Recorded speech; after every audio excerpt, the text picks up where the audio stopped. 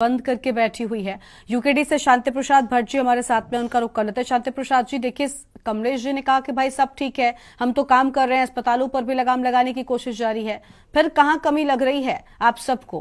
विपक्षी एक तरफ है पूरी तरीके से और सरकार से यही सवाल पूछ रहे हैं कि डंक लगातार बढ़ता जा रहा है, आंकड़ा 1100 के पार पहुंच गया, और अगर सब कुछ हो रहा है तो ये आंकड़ा क्यों बढ़ रहा है?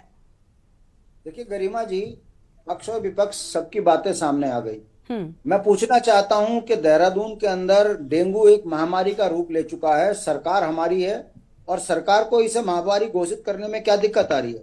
मुख्यमंत्री जी अगर ये निर्देश कर दें कि डेंगू का कहीं भी कोई मरीज किसी भी प्राइवेट हॉस्पिटल में जाता है तो उसको सबसे पहले ग्लूकोज दवाई और सीधा एडमिट किया जाए। यदि कोई डॉक्टर, कोई हॉस्पिटल किसी डेंगू के मरीज से 1 रुपया लेगा, उसके खिलाफ मुकदमा दर्ज होगा, उसका लाइसेंस रद्द होगा। मैं अभी बता रहा हूं, व्यवस्था सुधर जाएगी। सरकार को कितना खर्चा होगा? 50 करोड़, 100 करोड़। आदमी से बड़ी कीमत तो नहीं है। हमारे ही पैसे से तो ये गवर्नमेंट है, हमारे ही पैसे से तो ये सरकार चल रही है। हमारा कहना है कि खाली आरोप लगाकर हम सरकार की किरकिरी नहीं कर रहे। हम ये कह रहे हैं कि ये अव्यवस्थाएं जो फैली हैं, इस पर रोकथाम के लिए व्यवस्थाएं काम क्यों नहीं कर रही?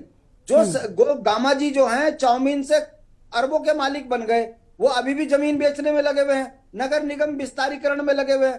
कैसे जमीन बेच के पैसा कमाया जाए? अरे भाई, जो भाजपा रात और दिन फोटो दिखा दिखा के टीवी पर, सोशल मीडिया पर वाई वाई लूटती है, मैं पूछना चाहता हूं कहां गया मेयर, कहां गए मुख्यमंत्री? क्यों नहीं दिख रहे सड़कों पे भाजपा के कार्यकर्ता? मैं अभी आईएमए ब्लड बैंक में गया हूं, मैं कल की रिपोर्ट बता रहा हूं आपको। दून हॉस्पिटल में प्लेटलेट्स मिल नहीं रहे। आईएमए में डॉक्टर जो है उप्रेती जी, उनका ये कहना है कि भाई ये मेरे पास सामान है, ये मैं आपको तुरंत अवेलेबल करा रहा हूं। अब उनके पास भी दिक्कत ये है कि ब्लड डोनेट करने वाले कितना डोनेट करेंगे? 4 घंटे लगते हैं प्लेटलेट्स निकालने में, वो रात और दिन। अब खाली विरोध का सवाल नहीं है। आईएमए का जो डॉक्टर उप्रेती है, इसे जीनियस वर्क कर रहे हैं। मैं उनकी तक कैसे कह दूं कि गलत काम कर रहे हैं? वो गरीब जनता के लिए अपनी जेब से भी प्लेटलेट्स देने की बात कर दे रहे हैं। मगर सरकार कहां है?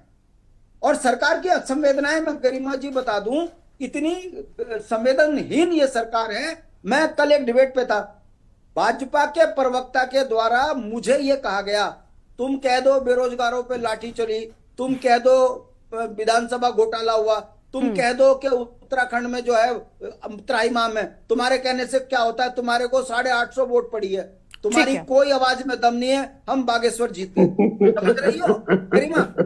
समझ रही हो ना जी? वो कह रहे हैं कि तुम कितना ही चिल्ला लो, हम तो चुनाव जीतना जानते हैं।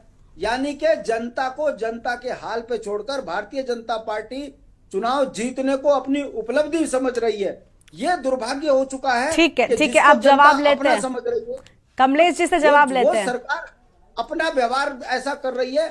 अब जनता के सामने इतना बड़ा सवाल खड़ा हो रहा है कि आप देखिए, एक गरीब व्यक्ति जिसको डॉक्टर ने कहा कि प्लेटलेट्स तुम्हारे लिए इमीडिएट जरूरत है, और दून हॉस्पिटल कह रहा है कि हमारे पास है नहीं, प्राइवेट में उसकी हैसियत नहीं है। अब बताइए, उस गरीब के पास कार्ड है, आधार, वो जो कार्ड है ना, आयुष्मान कार्ड, अब उसको लेकर वो बेचारा, परिस्थिति को समझिए, वो भाग रहा है सीधा कहां? सीधा इंद्रेश वाला कह रहा है बेड नहीं है। अब ये बताइए गरिमा, वो कहां जाए? ठीक है, ये अभी कमलेश जी जवाब देंगे। कमलेश जी, मैं क्या सवाल करूं आपसे? आपने सभी की बातें सुनी होंगी।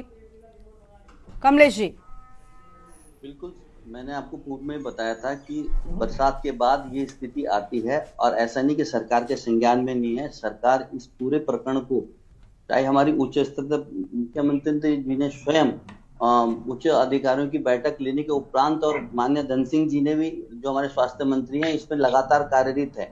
अब मैं आपको बताता हूँ, चाहे वो गढ़वाल का मामला हो, चाहे प्लेन का मामला हो, गढ़वाल के अंतर्गत अगर कहीं डेंगू की स्थिति पाई जाती है, प्लेटलेट्स के लिए कहीं कोई दिक्कत आती है, कोई चैलेंज आता है, तो उसके लिए हमने एयरलिफ्ट की बात करी है कि वो डायरेक्ट उसको यहाँ कराया जाएगा। उसके अलावा सख्त से सख्त निर्देश आज आप ये जल्दी आपके सम्मुख आएंगे, प्राइवेट इंस्टीट्यूट या प्राइवेट जो अस्पताल हैं, उनको भी दिशा निर्देश किया जाएगा कि कहीं ना कहीं जो भी पेशेंट कमलेश जी, लेकिन ये तैयारियां अब नहीं होनी चाहिए ना। अब आप सोचिए 1100 के पार आंकड़ा है और आप कह रहे हैं कि ये सब किया जाएगा। ये तैयारियां उस वक्त इस बीमारियों के मौसम से पहले ही हो जानी चाहिए। बरसात आती है उस वक्त आपको पता है कि किस तरीके से जलभराव आपके पास होना है, क्योंकि आपके शहरों में किस तरीके की व्यवस्थाएं हैं। आपको पता है कि बीमारियां होनी ही होनी है, डेंगू का खतरा इस मौसम में ही होता है, ये हम सब जानते हैं। तो इन तैयारियों को, जिनकी बात हम यहां पर बैठकर कर रहे हैं, जिन निर्देशों को देने की बात आप कर रहे हैं, ये पहले भी तो दिए जा सकते हैं ना। इसके लिए इंतजार किस बात का करना? जब अस्पतालों में मरीजों की संख्या इतनी ज्यादा बढ़ जाएगी, क्या उस वक्त का इंतजार होता है